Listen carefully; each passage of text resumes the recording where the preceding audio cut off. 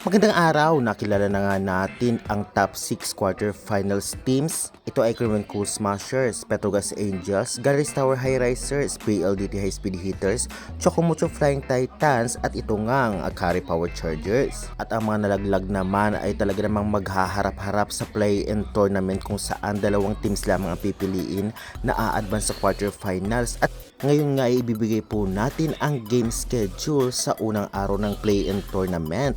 Ano-anong team maghaharap-harap at magaganap nga ito sa March 6, 2025. At syempre ibibigay din po natin kung saan ito mapapanood o saan nga ang mismong venue. Kaya before that guys, please naman pa-follow muna ng aking page sa Facebook, Bekla TV.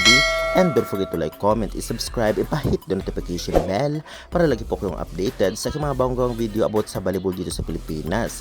Pa-subscribe and pa-follow, maraming salamat. Sa ngayon nga po ay talagang magpapahinga muna ang top 6 teams na pasok sa quarterfinals dahil aantayin pa ang dalawang teams na talagang mananalo sa play-in rounds.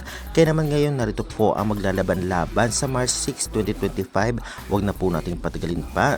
Una magtatapatan niya ang Charity Crossovers versus NX Lead na Million 4pm at ang venue nito ay sa Pearl Sports Arena.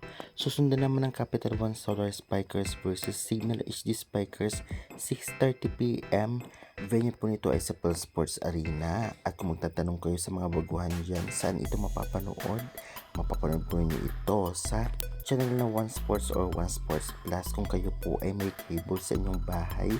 Meron din pong dalawang application na kailangan yung i-download at i-register. Oo, may bayad, ngunit sulit naman. Ito ang Signal application at Pilipinas Live application.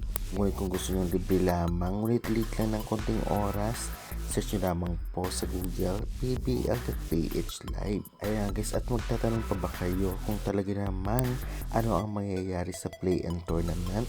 Ito ay sagupaan ng mga loser ng qualifying rounds at single round robin ito, at ang mananalo dito ay papasok din sa quarterfinals. Kaya naman yung ibang team na top 6 ay talaga namang pasok na sila at magpapahinga at aantayin na lamang ang dalawang team. Kaya sa tingin nyo, ano pang dalawang team ang papasok ng quarterfinals? I-comment nyo na yan.